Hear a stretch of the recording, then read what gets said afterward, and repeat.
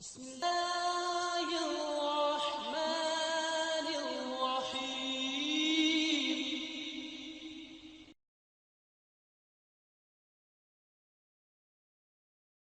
الحمد لله وكفى وسلام اللهم انفعنا بما علمتنا وعلمنا ما ينفعنا وزدنا علما. سبحانك لا علم لنا إلا ما علمتنا إنك أنت العليم الحكيم. آج ہم اللہ کی توفیق سے 5ویں اور 6 پارے کی تلاوت سن رہے ہیں. ہر آیت کریمہ اس قابل اور ہم گناہگار اس قابل کہا کہ اس کے متعلق تفصیلی گفتگو کر سکیں، لیکن اس وقت جو آیت کریمہ پیش نظر ہے وہ سورہ مائدہ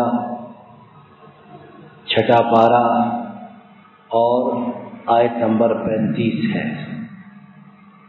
سورہ مائدہ 6 پارہ آیت نمبر 35 ہے.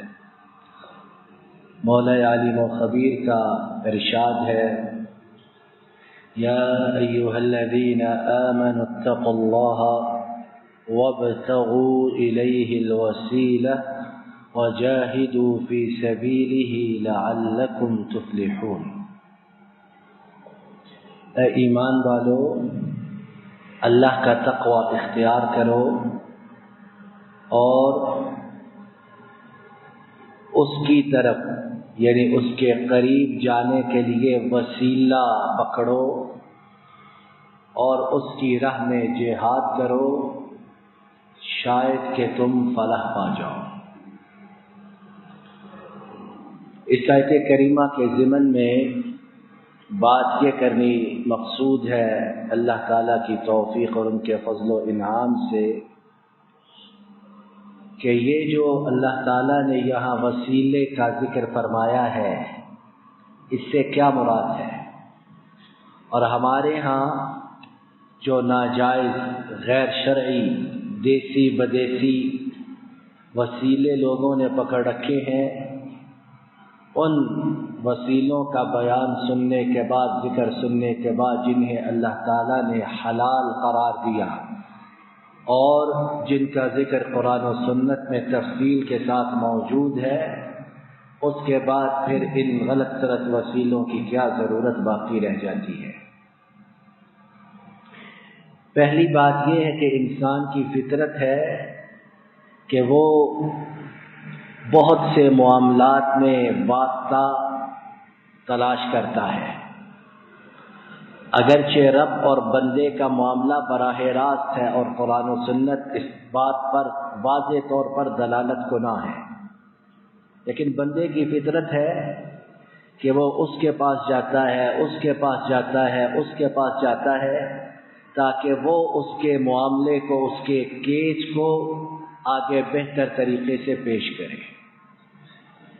رب العالمین نے جہاں اپنے اور بندے کے درمیان معاملہ یکلخت براہ راست رکھا ہے، وہاں محض اپنے فضل و کرم سے ہمیں کچھ طریقے، کچھ راستے، کچھ وسیلے بتائے ہیں جن کے ذریعے وہ بات ہماری جلد سنتے، ہمارے معاملات کو جلد شرف باریابی بخشتے اور ہماری حاجتوں اور ضرورتوں کو پورا کرتے ہیں. دوسری بات، اللہ تعالیٰ نے جن وسیلوں کو قرآن و سنت میں نبی کریم صلی اللہ علیہ وسلم کی زبانی جائز قرار دیا ہے، ان میں سے پہلا وسیلہ، پہلی چیز جس کے ذریعے ہم اللہ سے دعا کر سکتے ہیں وہ یہ کہ کسی زندہ، یہ یاد رکھنا ہمیشہ، کسی زندہ نیک شخص سے دعا کرائی جائے.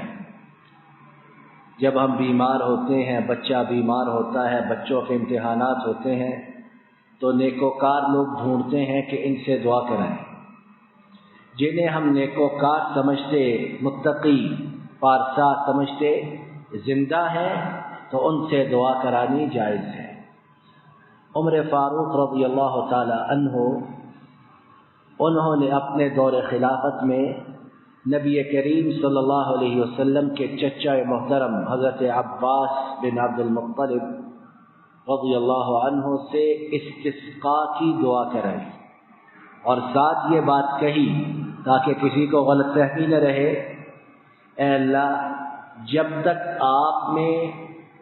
تک ہم میں آپ کے نبی کریم صلی اللہ علیہ وسلم زندہ تھے ہم آپ سے دعا کرایا کرتے تھے، یعنی نبی کریم صلی اللہ علیہ وسلم سے۔ اب وہ فوت ہو گئے تو ہم ان کے چچا سے آپ کے روبرو بارش کی دعا کروا رہے ہیں۔ تو زندہ نیکوکار انسان ہو تو اس سے دعا کرانی جائز ہے۔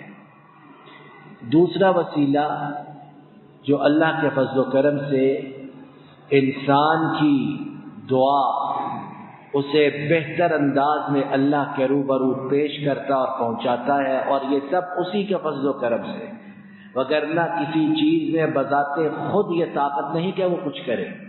اللہ تعالیٰ توفیق دیں، طاقت رکھیں تو وہ چیز اثر انداز ہوتی ہے۔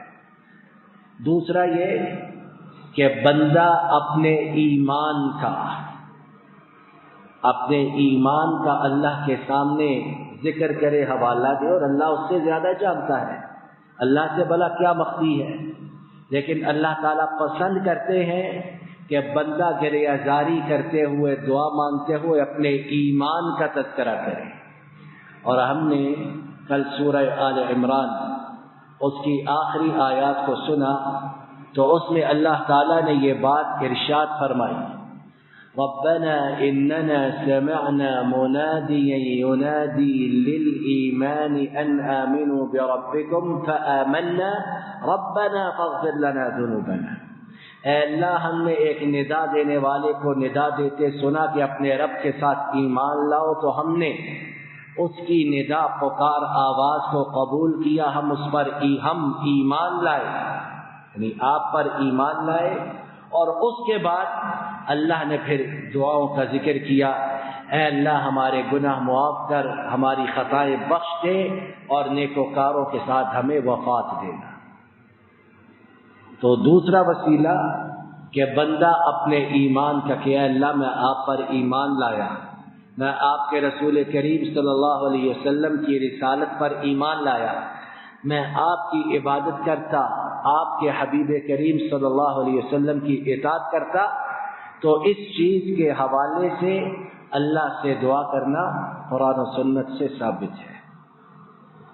تیسرا وسیلہ، تیسرا ذریعہ جس کے ذریعے جو چیز ہم اللہ کے قریب ہونے کے لیے، دعاؤں کی قبولیت کے لیے اختیار کر سکتے ہیں، وہ یہ ہے کہ بندہ اپنی عاجزی، انکساری، تواضع، بے سہارگی اور بے آثری کا اللہ کے سامنے ذکر کرے۔ اور اللہ تعالیٰ زیادہ آگاہ ہے، انہیں بھلا پتہ نہیں کہ بندہ اس وقت کس کیفیت سے گزر رہا ہے، لیکن وہ پسند کرتے ہیں کہ بندہ ان کے سامنے خشوع و خضوع اس کا اظہار کرے، اور وہ اس کے دامن کو اپنی برکات سے بھر دے۔ 20واں پارہ سورہ قصص آیت نمبر 24 میں اللہ تعالیٰ نے حضرت موسیٰ علیہ السلام کا حضرت شعیب اور ان کی بیٹیوں کے ساتھ قصہ تفصیل سے بیان کیا۔ یہاں 20واں پارہ آیت نمبر 24 سورہ قصص میں اللہ تعالیٰ نے حضرت موسیٰ علیہ السلام کی دعا کا ایک حصہ نقل فرمایا، اور وہی چیز اس وقت ہمارے پیش نظر ہے۔ اپنی قوم سے بھاگے ہیں، ابھی کوئی ٹھکانہ نہیں، کوئی مرکز نہیں، کوئی ملجا و ماوا نہیں، کدھر جائیں؟ تو اللہ سے فریاد کرتے ہیں کن الفاظ میں؟ اور جو نبی کی فریاد ہوتی ہے وہ بہترین الفاظ میں ہوتی ہے۔ اسی لیے اللہ تعالیٰ نے کلام پاک کے اندر بہت سے انبیاء کی دعاؤں کو محفوظ کر دیا ہے، کس لیے کہ قیامت تک آنے والے لوگ انہی دعاؤں کے ساتھ اور انہی الفاظ کے ساتھ اپنے رب کو پکاریں۔ کیا فرمایا؟ ربی انی لما انزلت الی من خیر فقیر، اے اللہ آپ نے جو خیر اتاری ہے، جو آپ کی برکتیں ہیں، میں اس کا چاہنے والا، مانگنے والا فقیر ہوں۔ اب کوئی یہ نہ کہے کہ یہ نبی کو فقیر کہہ رہے ہیں، یہ اللہ تعالیٰ نے قرآن پاک میں الفاظ ارشاد فرمائے، ہم نہیں کہہ رہے ہیں۔ معاذ اللہ، ہم کون ہوتے ہیں یا ہماری کیا سکت ہے کہ کہے؟ یہ اللہ تعالیٰ نے الفاظ ارشاد فرمائے۔ سورہ قصص ہے اور آیت نمبر 24 ہے، گھروں میں جا کر دیکھیے گا کہ اے اللہ آپ نے جو خیر نازل فرمائی، میں اس کا چاہنے والا، مانگنے والا فقیر ہوں۔ جب نبی اللہ کے سامنے اس طرح تواضع کا، عاجزی کا اور اپنی بے آخری کا اظہار کرتے ہیں تو میں آپ، ہمیں اللہ کے سامنے اس طرح کا اظہار کرنے میں کیا جھجک ہے؟ ہاں، بندوں کے سامنے بندہ تول کر بولتا ہے، بندوں کے سامنے بہت حد تک بندہ اپنی حالت زار بیان نہیں کرتا، لیکن اللہ سے کیا چھپا ہوا ہے؟ وہ تو ہم سے زیادہ جانتے ہیں کہ اب ہمارے لیے کیا ہے اور مستقبل میں ہمارے ساتھ کیا ہوگا۔ چوتھی کتنی ہو گئی ہیں باتیں؟ کیوں عبداللہ بھائی کتنی ہوئی ہیں؟ 3 ہوئی ہیں کہ 4 ہوئی ہیں؟ 3 ہو گئی ہیں، اب چوتھی ہے۔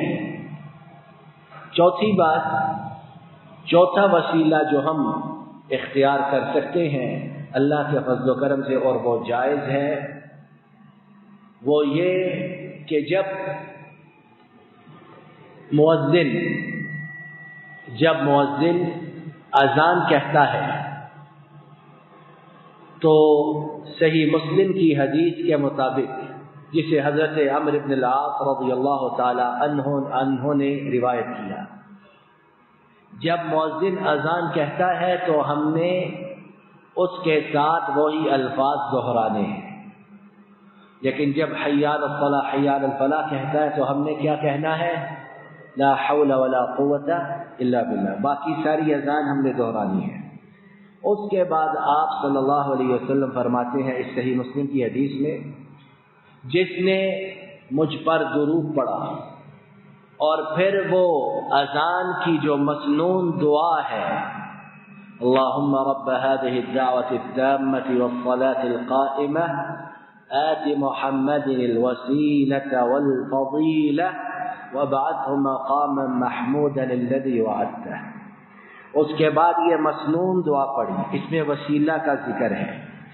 آپ صلی اللہ علیہ وسلم نے فرمایا جس نے اس وسیلہ کی دعا کا اس جگہ ذکر کیا کہ وسیلہ ایک مقام بلند ہے، اور آپ صلی اللہ علیہ وسلم نے فرمایا وہ صرف ایک ہی شخص کو عطا کیا جائے گا، اور میں امید کرتا ہوں اپنے رب سے کہ وہ میں ہوں گا۔ آپ صلی اللہ علیہ وسلم فرما رہے ہیں، تو فرمایا جس نے رب سے مجھ سے میرے لیے اس مقام کا سوال کیا، اللہ کے فضل و کرم سے اس کے لیے میری شفاعت روز قیامت واجب ہو گئی، واجب ہو گئی۔ کتنا بہترین وسیلہ ہے یہ، اور یہ وسیلہ کس کے فضل و کرم سے ہے؟ بولیے کس کے فضل و کرم سے ہے؟ اللہ تعالیٰ کے۔ اب کوئی بیوقوف احمق نادان یہ نہ کرے کہ نماز تو پڑھے نا اور اذان سن کر یہ دعائیں پڑھتا پھرے اور کہے میرے لیے تو شفاعت واجب ہو گئی ہے، میں تو 5 اذانوں کے ساتھ یہ دعا پڑھتا ہوں۔ کوئی ہے عقل کی بات؟ یعنی نماز پڑھے نا اور یہ دعائیں پڑھتا پھرے، یہ دعائیں اس وقت اثر انداز ہوں گی، اس وقت اللہ کے ہاں قابل قبول ہوں گی جب ہم اسلام کے ارکان خمسہ کو پورا کرنے والے ہیں۔ جب تک ارکان خمسہ پورے نہیں، اس وقت تک ہمارے پلے کچھ بھی نہیں ہے۔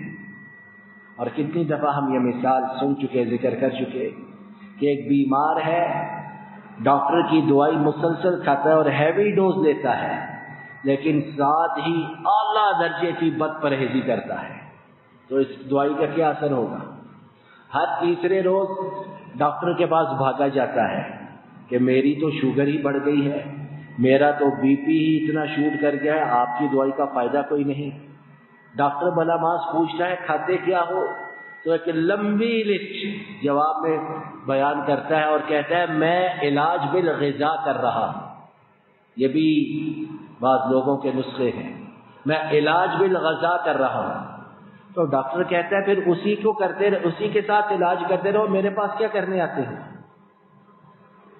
تو جب میرے پاس آتے ہو تو پھر میری بات مانو، میری دعائی اور میری ہدایات انسٹرکشن کے مطابق عمل کرو، اگر نہیں ہے تو پھر اسی کے ساتھ علاج کرتے رہو۔ پانچواں وسیلہ جو اللہ کے فضل و کرم سے ہمارے لیے انتہائی زیادہ فائدہ مند اور جس کا ذکر نبی کریم صلی اللہ علیہ وسلم نے خود فرمایا، وہ عبادت ہے جس سے ہم ان دنوں اللہ کے فضل و کرم سے گزر رہے ہیں۔